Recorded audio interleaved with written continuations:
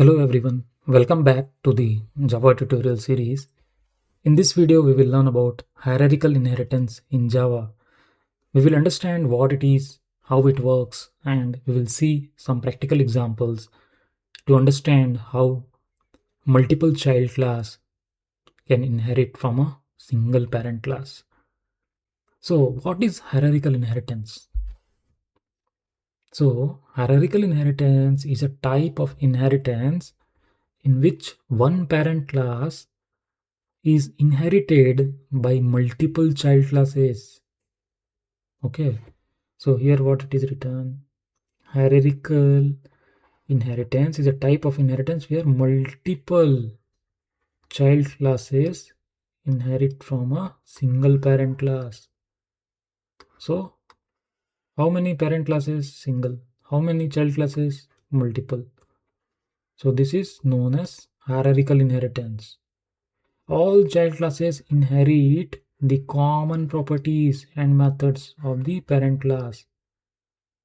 Okay. Each child class can have its own unique method. Okay.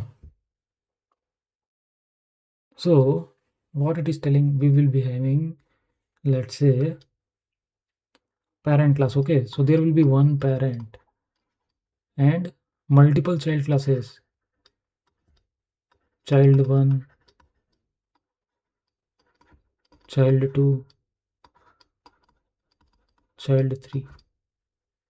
So this hierarchy is known as hierarchical inheritance. Why? One parent. So each child, so this child 1 will have properties and behavior of parent class plus its own property and behavior. Likewise, child 2 will have properties and behavior of same parent plus its own property and behavior.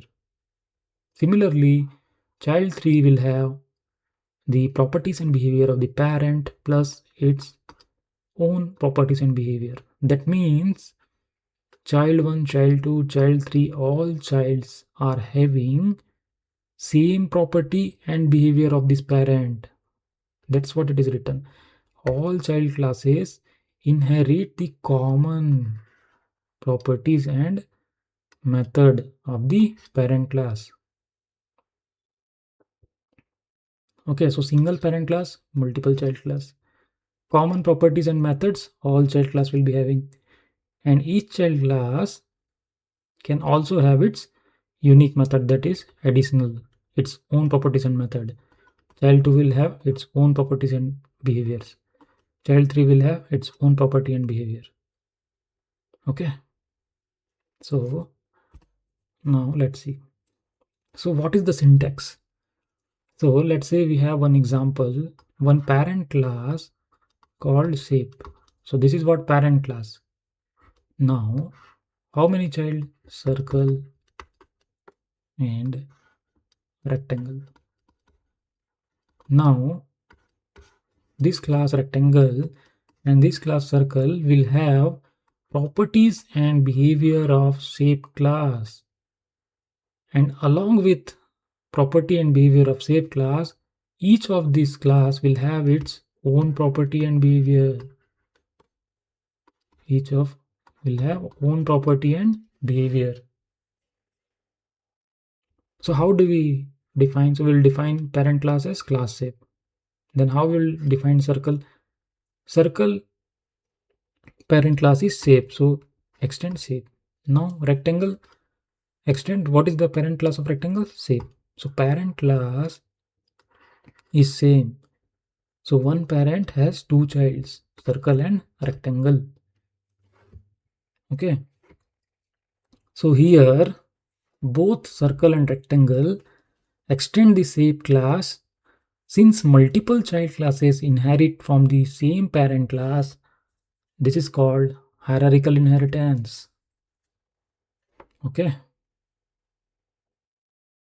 So let's go in IntelliJ and see some examples for better clarity. Okay. So what we are reading? Hierarchical inheritance. Okay. Now I will create some classes. Okay, what I will create one class called shape. Okay, now I will create two more class. Let's say circle. Okay, now I will create third class rectangle.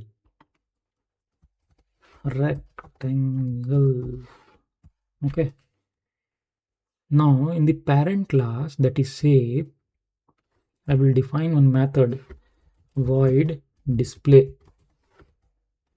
What this method will do? This method will simply print that this is a shape. Now I will go to circle. Since circle's parent is shape, I will write circle extends shape as capital. Okay, now in this class I will define one more method. Why I am saying one more method? Because circle is child class of shape, so circle will inherit the property and behavior of shape class. Since shape class has one method, so circle can access that method. Draw circle. Okay, I will print, simply print what? Drawing a circle. Okay, now in rectangle class I will do similarly. Rectangle also, it is extends shape. Okay, same parent class for both rectangle and circle, and I will define method draw rectangle. What I will just print drawing a rectangle. Okay, now in the main method, I will create an object of any class. Let's say circle. Okay, any child class. Circle equals to new circle. Okay, so we have created an object of circle class. Then we will call the method of circle dot. What is the method of circle? Display circle. But since circle is child class of shape, so whatever method shape is having, that can be accessed by the circle class. Okay, so what is the method in shape? Display. Okay, so with the circle object we can call the method display. Similarly, circle will call its own method, that is draw circle. So we know the class will inherit property and behavior from parent class. So this is from parent class, plus the class will have its own property and behavior, that is draw circle. Okay, now I will do similarly for rectangle equals to new rectangle. So rectangle object is created. I will call the same parent class method, inherited method from rectangle, and rectangle its own behavior, draw rectangle. Now I will run the program. So output should be here. So first shape should be printed, then circle, then again shape, and again rectangle. Okay, so this is a shape drawing a circle, this is a shape drawing a rectangle. That means each child class is accessing its parent class behavior, that is method display, and along with inherited method, each object is accessing its own behavior, its own method. Okay, so in this example, both circle and rectangle inherit the display method from the shape class. Circle has its own draw circle method, while rectangle has its own draw rectangle method. So this demonstrates how multiple child classes can reuse common functionality. What is the common functionality? Display. Okay, common functionality of single parent class, that is shape. Shape is the parent class. Okay. Now we'll see how it works. So when circle and rectangle extend from shape class, they automatically inherit its accessible members. Accessible member means it can be property, it can be behavior based on the access modifier. Okay. And at the same time, each child class can define its own unique method or property, whatever. Okay. So shape is the parent class. Circle inherits shape. Okay. Rectangle also inherits from shape.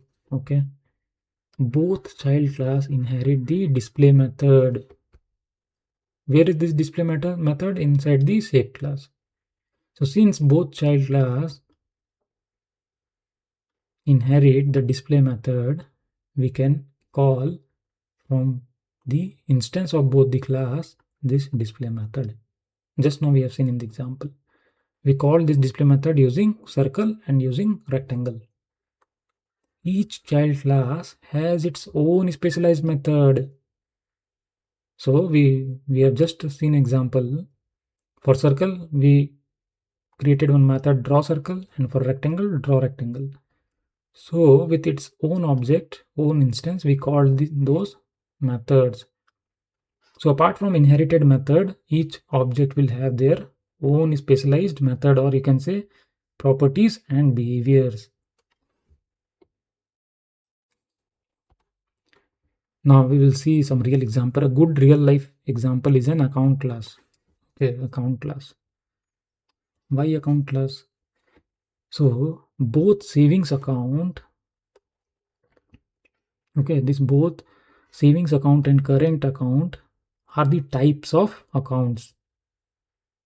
So they inherit common features of account, which is login and logout. So saving accounts will have login and logout as inherited method. Along with these methods, savings account will have its own method, that is calculate interest. Similarly, for current account, it will have the parent class, that is account, properties and behavior, that is these two methods. Along with these two methods, current account will have its own behavior, own method. So savings account can calculate interest and current account can overdraft facility. This method can be invoked. Now, what are the advantages of hierarchical inheritance? So by placing common functionality in one parent class, you can think like whatever the similar code or common code, we can pull it out in the parent class. So that's how we can reuse the code, we can reduce the duplicate code, and the same code can be used in the multiple classes. That's what it is written. Code reusability, we can reduce duplicate code. Multiple classes share common functionality. Where this common functionality belongs? In the parent class. Since one parent class have multiple child class, so this parent class, whatever behavior and properties it has, so all those properties and behavior will act as common functionality. Why? Because multiple child classes will be using this functionality. Improves code organization. Okay, so this makes the application cleaner and easier to understand, maintain, and simpler to maintain. Okay, let's see some of the important points. So circle and rectangle inherit from the same parent class. They cannot directly use each other's method. Okay, so they only inherit the accessible members of the parent class, that is shape class. So uses the extends keyword. We have seen in the example, one parent class can have multiple child class. That is the definition of hierarchical inheritance. Okay, child classes inherit accessible members of the parent class. Only accessible members. It depends on what access modifier parent class is using. Child classes cannot directly access each other's method. Why? Because they are not related with each other. They are just connected with their parents. So child classes can access the accessible member of their parent class only. They are nothing to do with each other. So next, constructors are not inherited, we have seen already. Only properties and behaviors. Constructor will be part of the class, okay? Method overriding is supported. So whatever method that parent class is having, and let's say child class wants to override that method. Why override? Because child class wants to give their own version, okay, own implementation. So that child class will override that particular method and use it.